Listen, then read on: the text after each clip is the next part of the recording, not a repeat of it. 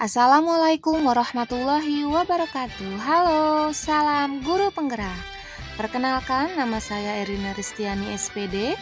Saya bekerja di SMP Negeri 6 Jampang Kulon 1 Atap, CGP Angkatan 11 Kabupaten Sukabumi. Pada kesempatan kali ini, saya akan memberikan kesimpulan dan refleksi tentang pemikiran Ki Hajar Dewantara dengan tugas koneksi antar materi modul 1.1 dengan difasilitatori oleh Ibu Ida Widaningsih MPD dan pengajar praktik Ibu Epa Puspita Dewi SPD. Kesimpulan dan penjelasan pemikiran Ki Hajar Dewantara. Raden Masuwardi Suryaningrat atau dikenal dengan Ki Hajar Dewantara lahir di Yogyakarta 2 Mei 1889. Beliau adalah salah satu tokoh penting dalam dunia pendidikan Indonesia. Pendidikan zaman kolonial menjadi langkah perjalanan pendidikan Indonesia sebelum kemerdekaan hingga didirikannya sekolah taman siswa pada tahun 1922. Menurut Ki Hajar Dewantara, pendidikan dan pengajaran merupakan usaha persiapan dan persediaan untuk kepentingan hidup manusia. Ada 6 pokok pemikiran filosofi Ki Hajar Dewantara tentang pendidikan, yaitu sebagai berikut. 1. Pendidikan sebagai tuntunan. Dalam konteks sosial budaya, menuntun diwujudkan dalam keteladanan guru dalam proses pendidikan, baik keteladanan sikap, karakter, dan perilaku. Hal ini dikarenakan anak belajar dari apa yang mereka lihat dan rasakan. Menuntun juga berarti mendidik dan mengajar anak sesuai potensi, minat, dan bakatnya. 2. Kodrat alam dan kodrat zaman. Pendidikan harus mempertimbangkan kodrat alam dan kodrat zaman, karena kedua hal ini tidak dapat dipisahkan dalam diri anak. Seorang anak telah memiliki kodrat alam, seperti potensi, bakat, kemampuan, yang unik berbeda-beda satu sama lain, sehingga guru diharapkan mampu memfasilitasi mereka agar bisa tumbuh maksimal sesuai dengan jenjang usia mereka. Pembelajaran akan menjadi menyenangkan jika dilakukan sesuai kodrat anak, yaitu bermain. Sementara kodrat zaman, bagaimana seorang guru mampu membimbing anak agar siap hidup mandiri dalam zaman yang terus berubah. 3. Petani.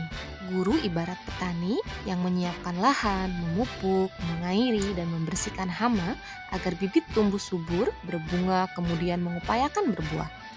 Tumbuhnya bibit dengan sebaik-baiknya tetapi tidak dapat mengubah kodrat bibit menjadi tanaman lain. Demikian pula guru dapat mengupayakan bertumbuhnya potensi anak dengan sebaik-baiknya tetapi tidak dapat mengubah kodrat anak. 4. Prinsip bukan tabula rasa.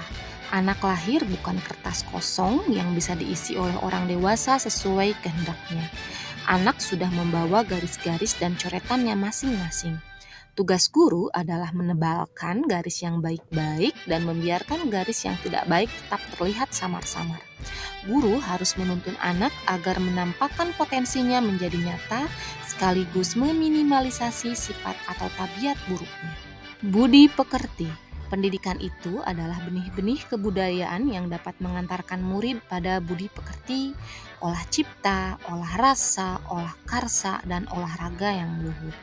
Dalam budaya Bali dikenal adanya Trihita Karana, yaitu hubungan yang taat dengan Sang Pencipta yaitu Tuhan, hubungan yang harmonis antara sesama manusia, dan hubungan yang harmonis antara manusia dengan alam.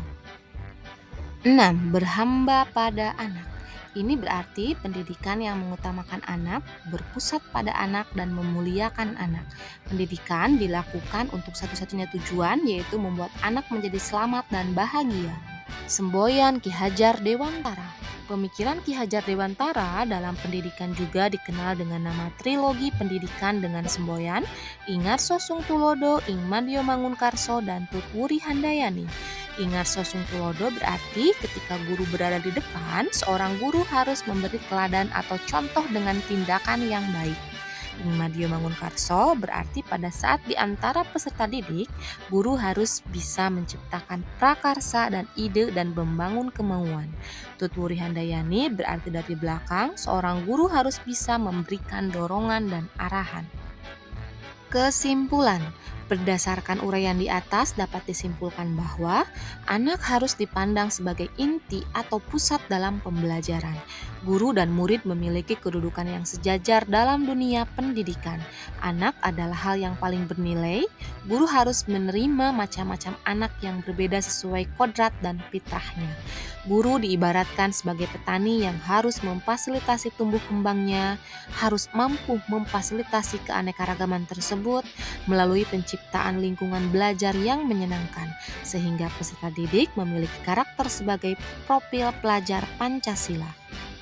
Refleksi. Apa yang saya percaya tentang murid dan pembelajaran di kelas sebelum saya mempelajari modul 1.1? Saya meyakini dan percaya bahwa niat para siswa datang ke sekolah adalah untuk menimba ilmu pengetahuan. Lalu dalam pembelajaran, saya memandang pentingnya transfer pengetahuan dari guru kepada siswa, sehingga guru harus aktif mengajar dan siswa duduk di tempat duduknya masing-masing. Dalam pembelajaran yang saya lakukan, saya lebih sering menggunakan metode atau model pembelajaran yang menurut saya bagus, namun tidak memperhatikan kebutuhan siswa atau pembelajaran seperti apa yang mereka inginkan. Apa yang berubah dari pemikiran atau perilaku saya setelah mempelajari modul ini? Perubahan dalam pola pikir saya terhadap siswa dan pembelajaran. Saya percaya murid punya inisiatif belajar meski tidak disuruh guru. Ternyata niat murid ke sekolah tidak sama. Ada yang ingin menggapai cita-citanya, ada juga yang mereka datang ke sekolah karena rutinitas semata, bahkan ada juga hanya sebatas untuk uang jajan atau sekedar bermain dengan teman-temannya.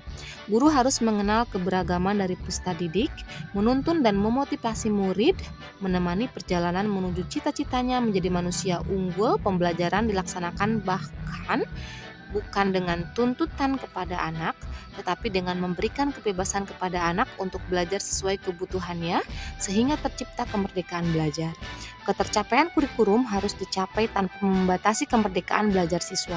Sebaiknya kita sebagai guru harus melakukan asesmen diagnostik awal untuk mengetahui kebutuhan siswa, profil siswa, gaya belajar siswa, metode belajar seperti apa yang mereka inginkan, sehingga kita sebagai guru dapat merancang pembelajaran yang tepat dan sesuai dengan yang dibutuhkan siswa. Proses pembelajaran dilakukan untuk mengembangkan semua potensi anak, baik budi pekerti, pikiran, maupun tubuhnya agar menjadi anak yang selamat dan bahagia.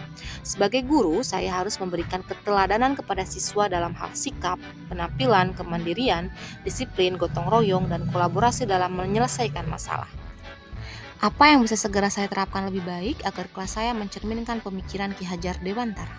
Sebagai pendidik, saya harus bisa menjadi tauladan, bersikap dan berpenampilan yang baik, mampu memberi semangat, serta memberi dorongan dalam menanamkan pendidikan karakter meliputi kedisiplinan dan kerjasama, tolong-menolong dalam setiap kegiatan yang ada di sekolah.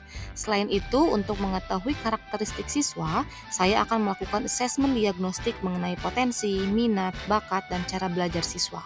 Dalam pembelajaran, saya akan lebih banyak memposisikan diri sebagai fasilitator yang mengarahkan anak untuk mengembangkan potensi dirinya dengan memberikan berbagai sumber belajar dan cara belajar yang beragam.